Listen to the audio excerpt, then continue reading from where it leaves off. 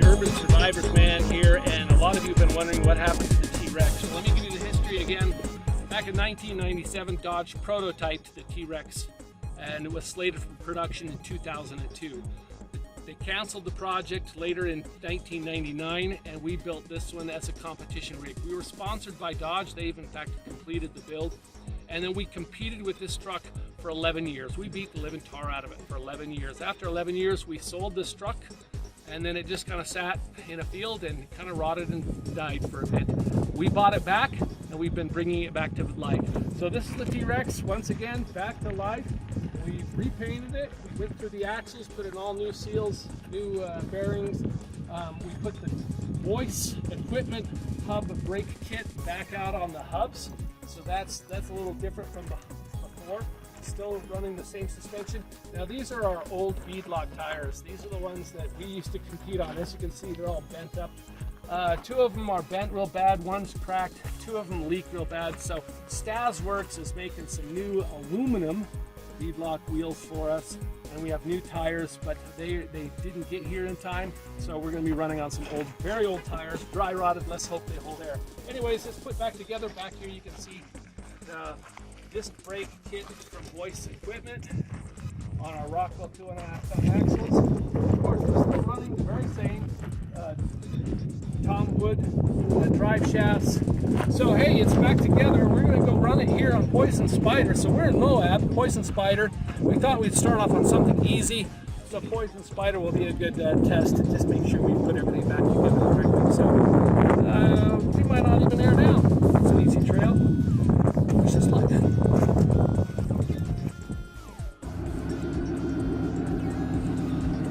Not too much.